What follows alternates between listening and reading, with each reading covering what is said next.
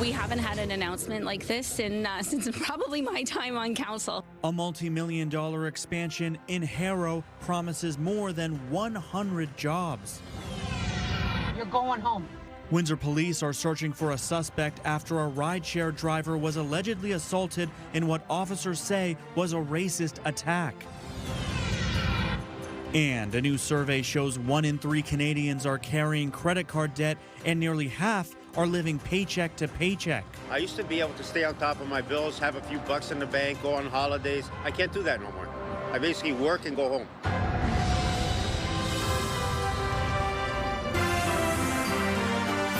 CTV News with Stephanie Mazzotti. Good evening and thank you for joining us on CTV Windsor and AM 800. I'm Sanjay. Maru. Stephanie is off tonight. A major manufacturing investment is coming to the heart of Harrow with the potential to bring more than 100 new jobs to the community. But in a time of economic uncertainty and tariff pressures, will it actually make a lasting difference locally? CTV's Travis Fortnum covering this story for us today. Travis, what are local leaders telling you? Sanjay, local leaders and the company at the heart of today's announcement say it's a meaningful boost, not just to job numbers, but in keeping this kind of manufacturing work in the region when it would be so easy to move elsewhere. In Harrow, a local manufacturer is getting ready to grow. With a multi-million-dollar investment in the town and more than 100 new jobs expected. That'll be across the board. At an announcement in the heart of town Tuesday morning, EnerQuest General Manager Tom Fortushnik says the growth will touch nearly every part of the operation, from the shop floor to support roles. Just right across the board, it'll be that expansion for the entire facility. EnerQuest, also known as Integra, builds electrical systems used in data centers and other industrial projects. The company says it's investing about $15.8 million into the expansion, with $1.5 million coming from the province through a regional development fund. This in a time of uncertainty for manufacturers, including tariff pressures and shifting supply chains. Fortushnik says expanding in Harrow helps keep that work local. If we're unable to do this, we would have to procure either a facility in the United States or somewhere else in Ontario. Essex Mayor Sherry Bondi, who spent more than a decade on council before taking the office, says announcements like this don't happen often. We haven't had an announcement like this since probably my time on council. She says growth like this can support everything from local businesses to housing, with more workers drawn to the area. We encourage them to check out the housing market and become part of our wonderful community. The company expects to start hiring later this year, possibly as early as June. Bondi says for the community, it's not just about the number of jobs, but the quality of them, pointing to stable, good-paying work that can support families and keep people working close to home. All right, a wonderful development for Harrow. CTV's Travis Fortnum reporting for us in studio tonight. Thank you.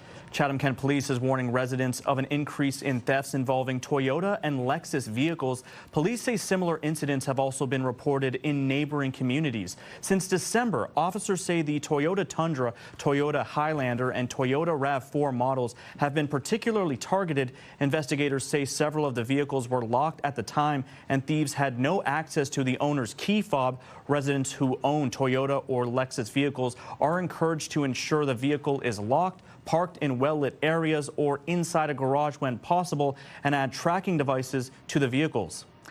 Police in Chatham-Kent have charged a 49-year-old Wallaceburg man following a child exploitation investigation. The Ontario Provincial Police say officers searched a home March 5th, seizing electronic devices with help from multiple units. Kevin McCord is charged with 2 counts of luring a minor using telecommunication. He's been released on bail and is due in an Ontario Court of Justice in Chatham on April 2nd. Windsor police are looking to identify a suspect in a racist assault on a rideshare driver. President's Day. You're going home. Police say this was recorded on March 14th, shortly after 1 a.m. The driver picked up a female passenger in East Windsor who allegedly made racist and hateful remarks to the driver and verbally berated him. Police say the woman then repeatedly struck the victim in the back of the head and neck while he was driving. The driver was able to safely complete the trip, dropping the suspect off in the city's West End. Police say the rideshare account used to request the trip was registered under a name not believed to belong to the suspect. And the suspect is described as a white woman, approximately 50 to 60 years old, with blonde hair and glasses. At the time of the incident, she was wearing a white puffer jacket and a light-colored winter headband. Anyone with information is requested to contact Windsor Police. In the past week, CBSA says they have intercepted 6 illegal firearms and 13 prohibited magazines from U.S. residents trying to enter Canada. All of the weapons were undeclared. 4 of these seizures were made at the Ambassador Bridge. A former OPP commissioner is weighing in on footage of an arson targeting Nancy Greywall. Chris Lewis says police made the right decision sharing the video, saying it could lead to identifying a suspect. Through their investigation, OPP says it learned Windsor police previously responded to Greywall's home for a deliberately set fire.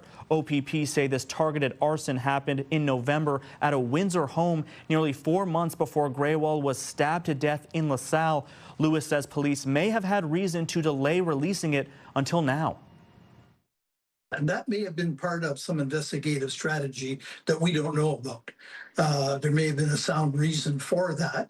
But, you know, in hindsight now, the OPP has come in and made the decision to publicly release that. And I think at this point, it's probably the right decision to put that video out for public analysis. Let's head now to the Weather Center where we find Gary Archibald for our first look at the forecast. Gary. Good evening, folks. We're talking about significant wind still in play and area showers, snow showers earlier this morning. Snow grains, even some ice pellets. You get a sense of the westerly and northwesterly fetching across Lake Michigan, Lake Huron, even Lake Erie, of course, and Lake St. Clair, and some snowfall tallies could exceed a couple of centimeters in the next 24 hours. We are still looking at a dusting.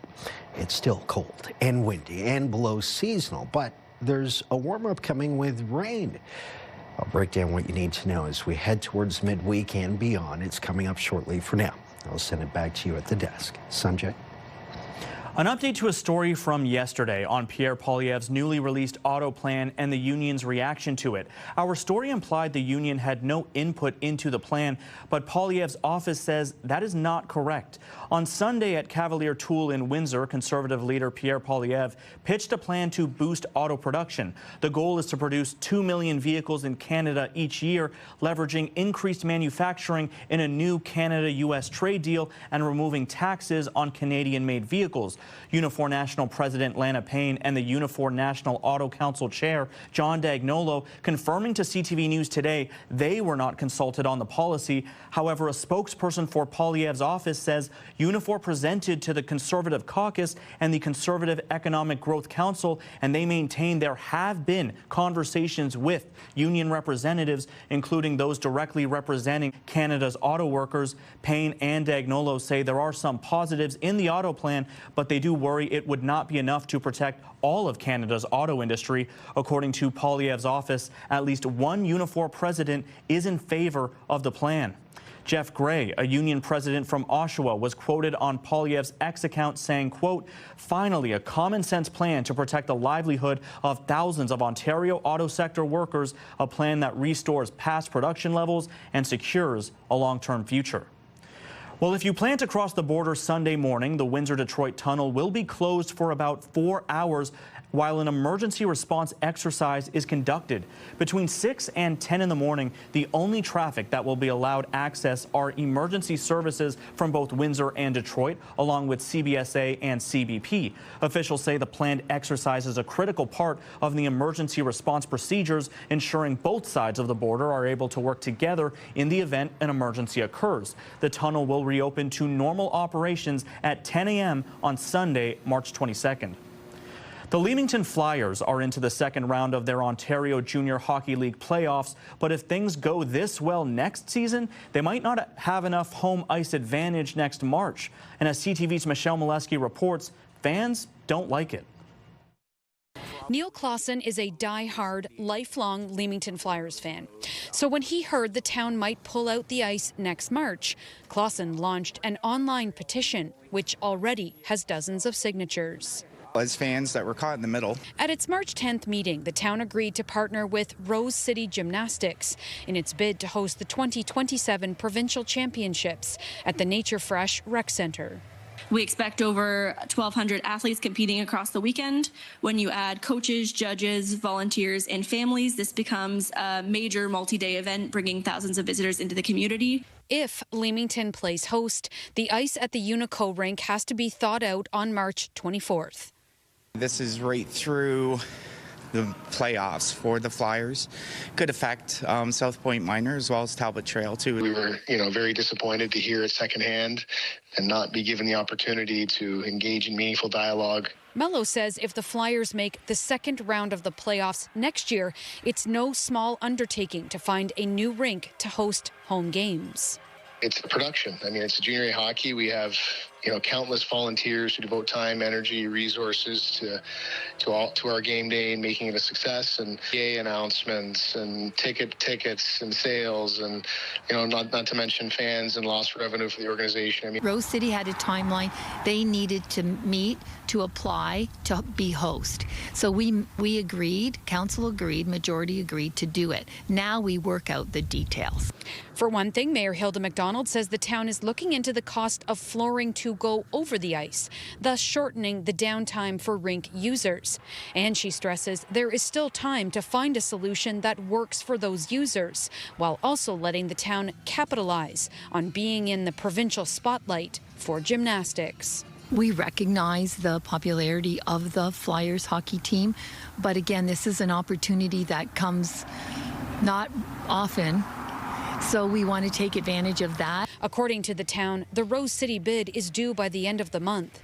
If they win, McDonald is vowing to find a solution that works for everyone before next March. In Leamington, Michelle Molesky, CTV News. Also in Leamington, the municipality is testing a new way to bring more life to its waterfront. A municipally run coffee shop is part of a pilot project aimed at attracting visitors and supporting future development. CTV's Chris Campbell joins us now from the newsroom with more. Chris. That's right, Sanjay. It's called Brew on the 42, and while the goal is to create a vibrant gathering space along the waterfront, not everyone is sold on the idea of the municipality stepping into the cafe business.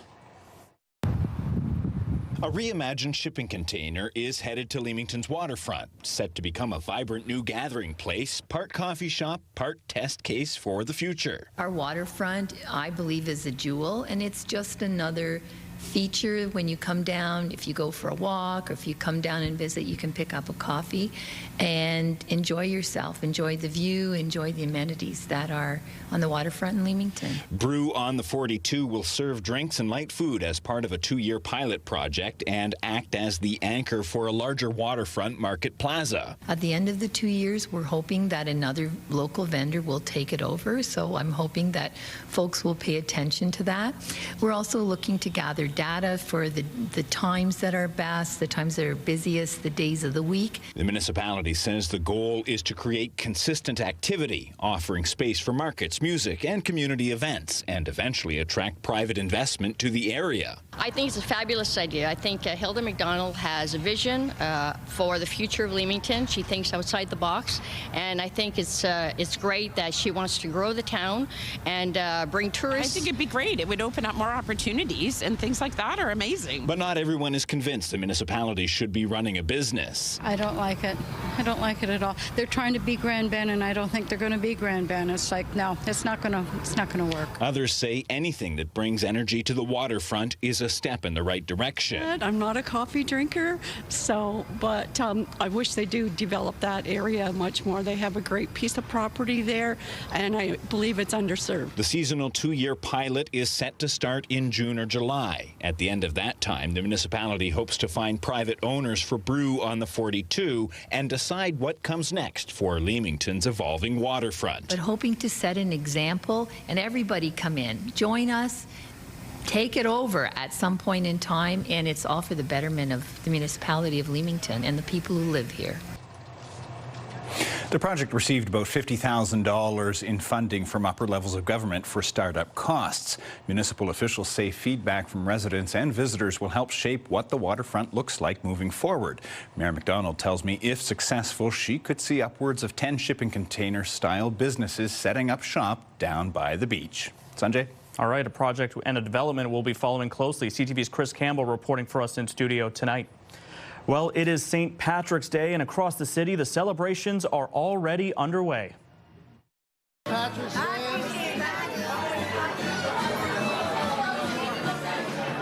Pubs and restaurants filling up with revelers donning green, enjoying music and toasting with a pint or two. The festive spirit is impossible to miss. Case in point, Windsor's Harbour House on Riverside Drive East. If you're heading out tonight, expect lively crowds. Again, lots of green and green-themed festivities. And that takes us to our question of the day. Are you celebrating St. Patrick's Day? Go to our website to cast your vote, ctvnewswindsor.ca. Yesterday, we asked if you have any wind damage on your property. Out of almost 700 responses, 69% say no. And for any revelers looking for a safe way home, Vets Cab has around 200 drivers on the road tonight. Officials say drivers are prepared for the expected increase in riders. Operations are ramped up like they are for New Year's Eve and Halloween. So consider using a safe ride. Enjoy your night, enjoy your time, and go back home safe. That's the most important things, I believe. And there are new rules coming for taxis in Leamington. Cabs will all soon be required to use metered rates. The new policy goes into effect May 1st. You can read what the rates will be and how they must be negotiated beforehand if the trip goes beyond the municipal boundary on our website. You can find it at ctvnewswindsor.ca.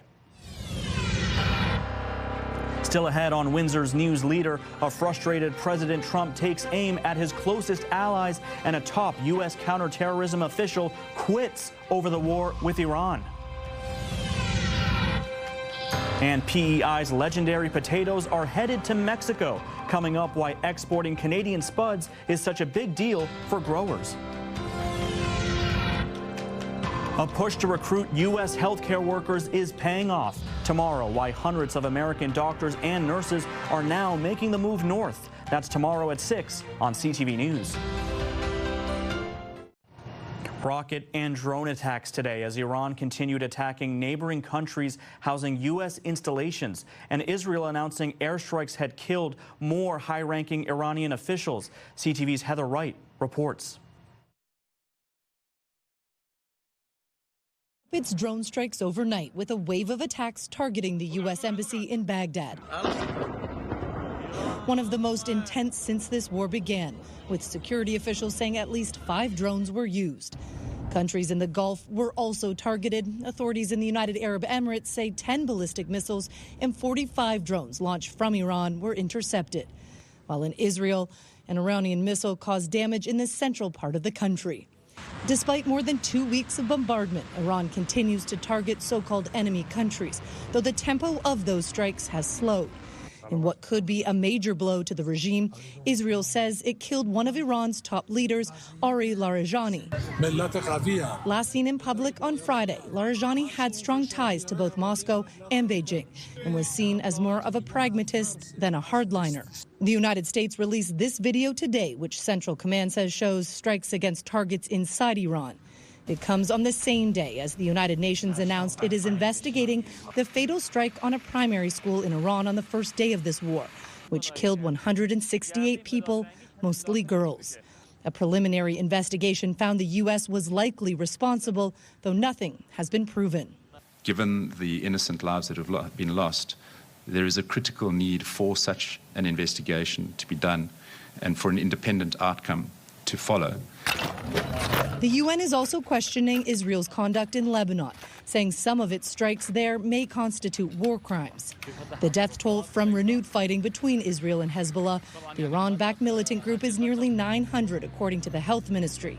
Nearly 1 million people have been displaced. We feel that someone should look at us, this man says. There has been a lot of destruction. Heather Wright, CTV News, Istanbul. Meanwhile, Donald Trump now says the U.S. no longer needs help from its allies in its war with Iran, even as he lashed out again at NATO countries who refuse to get involved. CTV's Joy Malbin reports. Thank you very much for being here. Greeting the Irish Prime Minister in the Oval Office, President Donald Trump lashed out at NATO and U.S. allies for not joining the war against Iran. I think NATO's making a very foolish mistake, and I've long said that, I wonder whether or not NATO would ever be there for us. So this was a great test, because we don't need them. As his top counterterrorism official just quit publicly. A stinging resignation. Joe Kent posted on X he could not in good conscience support the war, saying Iran posed no imminent threat to our nation, and it is clear that we started this war due to pressure from Israel and its powerful American lobby. A shocking surprise among the president's loyal ranks. Kent openly questioned the president's judgment. He was weak on security. It's a good thing that he's out, because he said that Iran was not a threat. Iran was a threat. Every country realized what a threat Iran was. The president praised his Arab allies taking the brunt of it after most NATO nations bowed out. France's President Emmanuel Macron said, France did not choose this war. We are not taking part in it.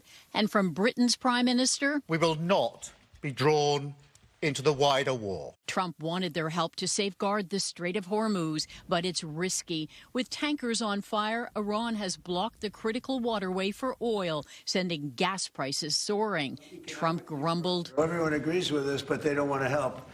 And we as the United States have to remember that, because we think it's pretty shocking. The president's pressure campaign on allies so far coming up empty. As for his timeline, Trump said the U.S. is not ready to leave Iran yet, but will in the near future. Joy Malbin, CTV News, Washington. And Donald Trump making very clear today he'll be, quote, doing something with Cuba very soon. Nationwide blackouts have been racking the Caribbean nation for months, and the country's economy is under crippling U.S. sanctions. And as Geneviève Beauchemin reports, the situation is being watched nervously here in Canada. At Cecilia's Cuban restaurant in Montreal, owner Alexi Diaz-Arcia's thoughts are on his family plunged in the dark. I make food here while people in Cuba have so little, he says. We keep waking up at night to see if they have power, if they're okay. Dawn has brought just a glimmer of relief to Cuba, with patches of power returning to some hospitals and homes, though not all. And the collapse has cut off running water to many, and communications are spotty. Just waiting. Waiting for Waiting for what? For a miracle. For a miracle. Officials warned the crumbling power network could fail again as it continues to degrade. Our food has spoiled, says 75-year-old Pedro Ramos. I'm boiling 3 pieces of chicken to try and save something to eat because the situation is really bad. This is the third island-wide blackout in 4 months as Cuba's energy and economic crises deepen. American President Donald Trump said on Monday he believed he would have the honor of taking over Cuba. And today he continued to hint at imminent developments. And we'll be doing something with Cuba very soon. Secretary of State Marco Rubio called for new leadership in the country. The U.S. blockade has choked off oil supplies since critical shipments from Venezuela were halted in the wake of the American attack. Cuba has announced it would open the economy, inviting those in exile to invest in businesses on the island. But Antonio Tang says he believes that's too little, too late for the government. It is really chaotic. The Cuban government have lost totally the control of the economy. People here continue to watch the situation closely and continue to look for ways to help the people back home. Geneviève Beauchemin, CTV News, Montreal. The legendary PEI potato will be headed to Mexican markets and eventually Mexican dinner plates. The Canadian Food Inspection Agency announcing a deal with its Mexican counterpart to export fresh Canadian potatoes. And as CTV's Maria Saru reports, for PEI growers, it's a much-needed boost. In PEI, there's a front-runner for the kind of spuds most likely to be sent south, russets. For the most part, we would be trying to provide the Mexican people with something that they don't have on offer down there, not in direct competition with, the varieties that they grow. Canada's potato industry relies heavily on one key buyer. The U.S. is by far the most important market, taking 93% of the country's fresh exports by dollar value in 2024 to 2025. So, with some uncertainty about the future of CUSMA and North American trade, the industry says diversification helps. It's always good to have new markets that are tariff-free or where you can have a bilateral agreement between the countries are especially advantageous. Canada already ships frozen potatoes to Mexico, but the new agreement announced last week by Canadian and Mexican food safety officials allows shipments of fresh Canadian potatoes. It's a market that's been solely supplied by the U.S. in recent years. But while U.S. potatoes are trucked across Mexico's northern border, maritime shipments will likely arrive by boat to southern ports, says Ray Keenan, CEO of Rollo Bay Holdings, who was part of the delegation that explored this export opportunity. We won't be going anywhere near the north of Mexico with our product. We'll be going further down. Well, this agreement gives the industry permission to build a trade pipeline. Planning is still in the early stages. The hope, however, is to ship potatoes going into the ground this year. Maria Sru, CTV News, Charlottetown.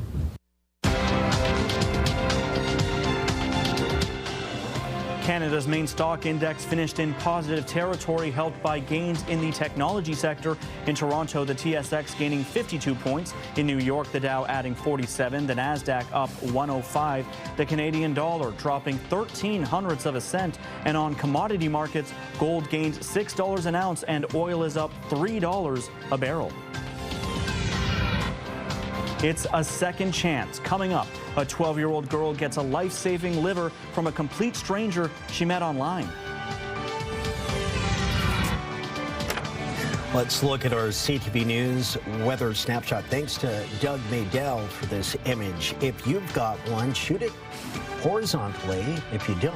And text it to us at 10400. We'll talk chilly air and more snow perhaps tomorrow. Next on CTV News Windsor.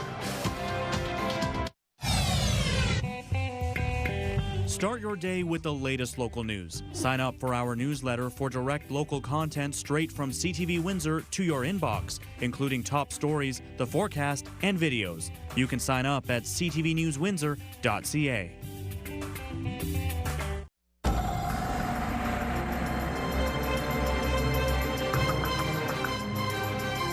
Clear skies, but another cool day. Gary is back with an extended look at the forecast. Gary.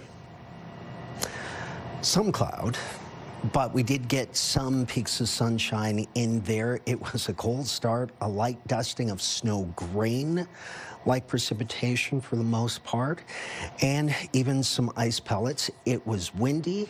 It has been an interesting day in terms of temperatures too, because there's been some fluctuations. Let's talk this PIN number for the Money Mayhem, which is 5217. Obviously very important. You know that if you have that PIN, you can go to our website, ctvwindsor.ca, and input it. Mike and Meg, listen to them at 8:37 a.m. tomorrow morning on our sister station, AM 800, of course, and you might hear them call you to play. Okay, so at play is another system of low pressure. It has been a cold day, well below seasonal by about 6 degrees Celsius. We only reach a high near -2, -3. Air quality is decent under mostly cloudy conditions. The winds out of the west and northwest have been sustained in the 30s with gusts in the 50s to 60s in Windsor, Essex, Chatham, Kent, even higher along the north shores of Lake Erie and for Pelee Islanders. Right now, temperatures between -3 and -4, Chatham, Kent towards Windsor, Essex, that's 27. In Chatham, Kent, 25 degrees Fahrenheit. In Windsor at the airport, it feels like -10 in both locales, and it continues to get colder, obviously. The cold air pool illustrated in the darker shades of blue. Right across Manitoba into Ontario, Quebec, the Canadian Shield proper, the Great Lakes region, of course, proper. Boy, it's warming up big time in Alberta. Boy, into the teens. Wouldn't we like to trade places? Meanwhile, we're dealing with lake-enhanced snow, streams of activity. You can see it with the satellite radar imagery. The northwesterlies still in charge. Westerlies then are likely with a secondary and a tertiary, right? Waves 2 and 3 bringing snow, then rain in the next 24 to, say, 36 hours. So we're not out of this light dusting. Could see as much as a centimeter in the next 24 hours. And then switching over to rain, things are going to warm up. Tomorrow's still on the cold side, but we will see things warm up where temperatures are in the double digits by Friday, Saturday, Sunday, potentially. Breakdown for tonight, -4 and about a 40% chance of flurries through 8 o'clock, 10 o'clock, -5, partly cloudy at midnight, -6, feels like -11. Take a look at our 7-day forecast, courtesy of Enercare Siles. Flurries tomorrow, about a 40% chance on a cloudy day, a high of 0, then +8, +9, +10, +10. In that order, Thursday, Friday, Saturday, Sunday, cloudy and showers, a good possibility over that 4-day stretch. Monday, Tuesday, sunnier, cooler, 5, and then +3.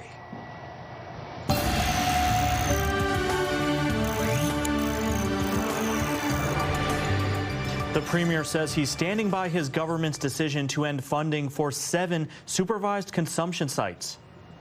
I'm passionate about this, by the way, and that's why I approved over 500, almost more than $500 million. I don't want to hurt these people. I want to help them. I want them to be productive. Addiction's terrible. It affects families. And you talk to any family member from an addict, and they're going to say, get them help. And that's exactly what we're doing. The province says it's initiating a 90-day wind-down period to give the sites time to transition to Heart Hubs, which is the Ford government's abstinence-based model. Ontario's health minister says the government is focused on treatment, recovery, and safer communities. Meanwhile, the Toronto Overdose Prevention Society has described the move as, quote, appalling, saying it will lead to more deaths. A 12-year-old Ontario girl is recovering after receiving a life-saving liver transplant from a complete stranger she found on Facebook. As CTV's Brent Lale reports, Lily Wegg and her family are eternally grateful to the donor. I definitely feel really lucky. Lily Wegg walked out of Sick Kids Hospital in Toronto, finishing her stay after receiving a life-saving liver transplant. It was a whirlwind 24 hours, that's for sure. When we, from saying goodbye to her in the pre-op room to at about 10 a.m. to not getting a chance to see her until midnight in the ICU, it was two nervous parents. But the surgery went well, and she's got a second chance at life. It's all thanks to 39-year-old Melissa Dearden, who saw the Wag family's cry for help on Facebook. I'm reading this story, and I'm like, my heart just went out, and I thought, if this was one of my children. The realtor from Hamilton was a complete stranger, but after realizing she fit all the required criteria, she made the choice to donate. So I sacrificed 5 days in the hospital, and I sacrificed maybe a week of my life where I was uncomfortable. I wasn't really in pain. I was just, I couldn't do much. All to be able to see a little girl see her 16th birthday and graduate and go on to have a family. I think that, if more people understood and knew about this program, that, maybe we could see more people sign up. It melts my heart knowing that there's somebody out there that would have risked their life to give our daughter a second chance. So we're forever grateful. Both Lily and Melissa are on the mend, about halfway to full recovery. Lily is hoping to leave Ronald McDonald House next week and get back to her regular routine in St. Thomas. Definitely getting back to school. I miss my friends, so that's going to be probably my main one, and baseball. That's for sure. And she's half the weight she was when she went into surgery. So it's big to see how far she's come in those 4 weeks of getting a new liver and how sick she was to now really kind of how healthy she is to standing here today. Brent Lale, CTV News. Canada's backyard wrestling drama, The Ropes, is taking on the world, wrestling its drama all the way to Los Angeles.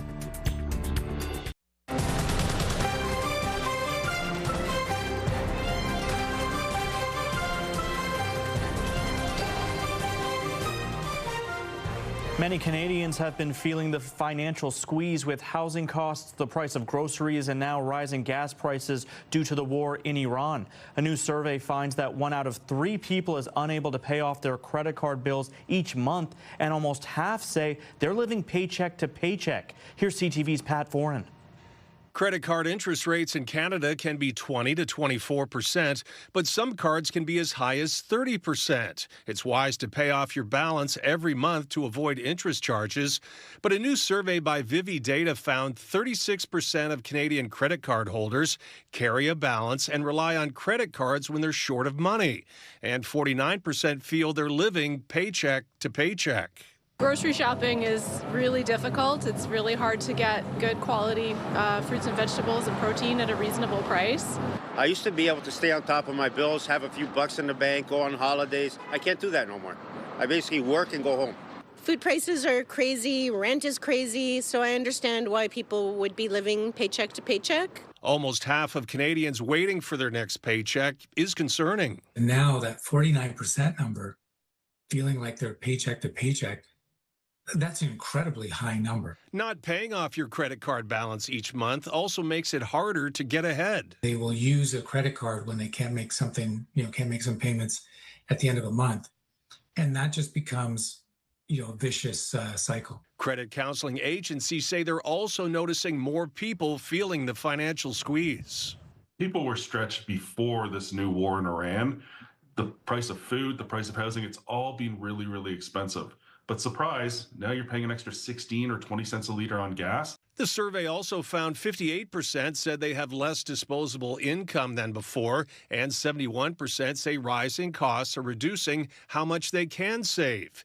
Even if money is tight, it's recommended you try to pay more than the minimum monthly payment on your credit card bill each month. When you only make your minimum monthly payment, it can take decades to pay off even a small balance. Housing debt, both rents and mortgages, as well as expensive car loans, are also putting added pressure on many Canadians. Pat Foran, CTV News.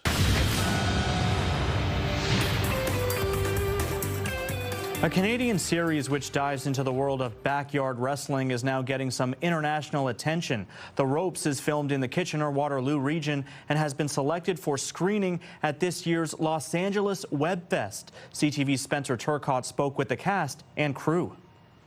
Amazing food.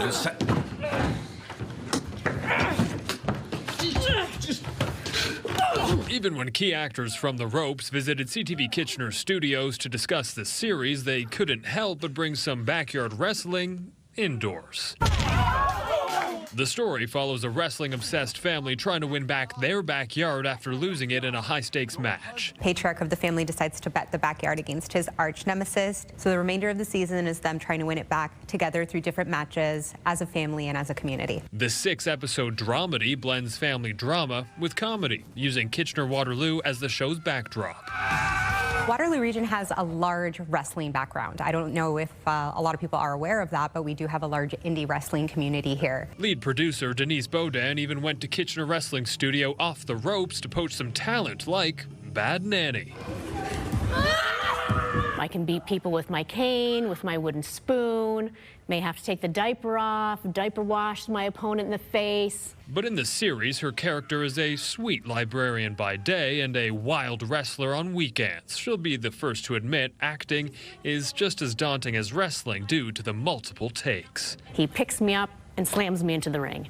And then they're like, reset. Okay, let's do it again. Pick him up, slam me into the ring. Oh, reset, do it again. I was like, oh, how many times do I have to do this? Meanwhile, other actors like Jessica Chin King were completely new to the wrestling scene. I really respect the art of it now. I think it's so cool after working on this series. People are so talented. I don't wrestle at all. I do catfight with Marcella once. Sean Maris and Marcella Young play the husband and wife duo who are trying to reclaim their backyard ring. This show is really about family. Family is messy, it's weird, it's the best. And I think that you don't have to be perfect. If you stick together, you can overcome anything. The series premiered on Bell 5 TV1 in November and has been selected for screening at the upcoming LA Webfest. Despite the wrestling wounds he had to overcome, Maris is hopeful the success of the series will propel the show into a second season. 2 words. I hope. Actually, 3 words. I really hope. Spencer Turcotte, CTV News, Kitchener. This is your CTV Windsor, our community calendar. Get ready for the Big Red Shoe 5K run or walk. Join us and help kick off the McHappy Day celebrations and support the Ronald McDonald House. See you next time on Our Community.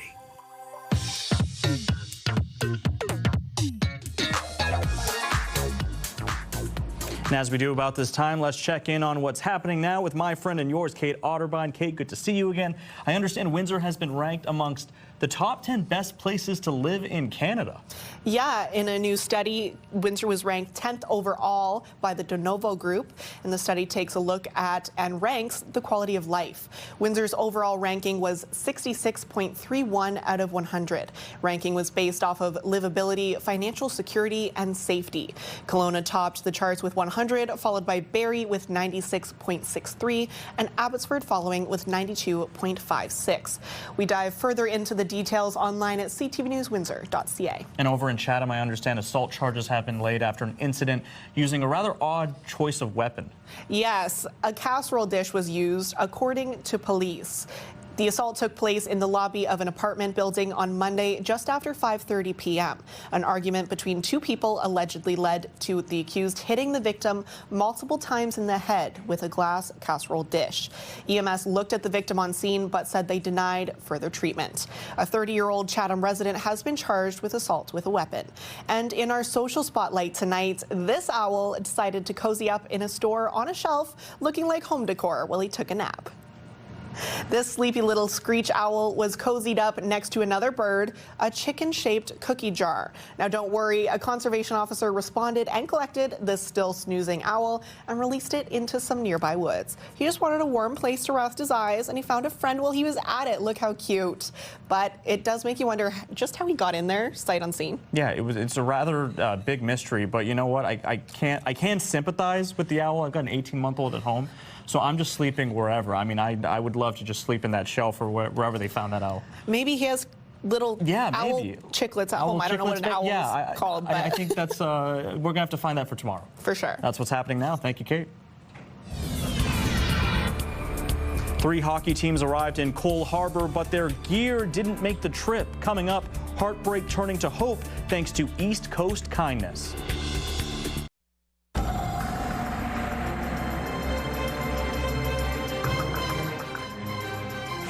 Few days from the first day of spring, but it feels like we're in the thick of winter with conditions like this at times, Gary. No, I'm just thinking about the landscaping that I got to do. That's right. You deep in thought? No. Yeah, I am. It's cold. Cold enough to see that snow. It is very cold. You had some snow in your backyard as well. My dog Dino loves it. But for those who are just fed up, think about it. Friday. First day of spring according to the calendar. Of course, meteorological spring already started on March the 1st, so we can take that to the bank. But we're still cold tonight, windy tonight, chance of flurries tonight and into tomorrow. And then we warm up, but it's wet. Thursday, Friday, Saturday, looking at temperatures between +8, +10. Our average at this time of the year is closer to 5.5 degrees Celsius. The weekend's a mixed bag, then gets cooler next week, but more seasonal. I think most people will be happy with a warm up and rain rather than a cool down and snow. I know, I'll be happy with that warm up as well. And then, you know, everyone loves the warm up after the cold stretch we've been seeing. They also love a great Canadian hockey story, and we certainly have one for you tonight. 3 teams from Newfoundland arriving at a competition to find they had no equipment. But as CTV's Paul Hollingsworth shows us, what started as heartbreak quickly turned into a celebration of community and pure hockey joy. This arena is known for producing hockey superstars. But it's also home to a massive tournament, 160 hockey teams playing hundreds of games over March break. 3 of those teams from Newfoundland and Labrador landed at the airport over the weekend, ready to play. But there was a huge problem. Went to baggage shed to collect their gear, and unfortunately their gear bags weren't here. Gear bags were left in Newfoundland. It was a devastating setback. The U11 team from St. John's was prepared to return home right away. We thought that this trip was going to be one where the kids would be sad and upset. We wouldn't be able to play. They put a call out for gear donations, and the response was overwhelming. Within hours, this room was packed with everything the players needed. We probably had gear to outfit 20 to 25 kids. Teams started coming in from Newfoundland around 7:30. And they were able to grab everything they needed in order to outfit their kids. The 3 teams were able to play on the ice, but off ice, they were overwhelmed by the support. A lot of people reached out to offer support, local businesses, individuals that we don't know. Tournament chair Jeff McPhee says Cole Harbour is a place where neighbors watch out for each other, and people will do anything to support children playing the game they love. The hockey community coming together and taking care of everybody, just like we always do. The U11 team from St. John's captured the championship in their division. The head coach calls it a gold medal finish and a heartwarming hockey experience. Paul Hollingsworth, CTV News, Cole Harbour, Nova Scotia. Nothing better there than people helping people. Quintessentially Canadian, that story. So very happy to see it. You know, I keep telling people you have to go to Newfoundland, you have to explore the country. Now's the time to do it as spring, things starting to warm up. Of course, hockey's great any time of the year, but love that story. I'm not surprised they came together. Yeah, definitely not. And now I want to visit with that example of generosity and after the kind words about the region there. On behalf of our dedicated team here at CTV News Windsor, thank you so much for watching. For updates throughout the evening, go to ctvnewswindsor.ca. And Gary and I will be back with your only late local newscast at 11. See you then.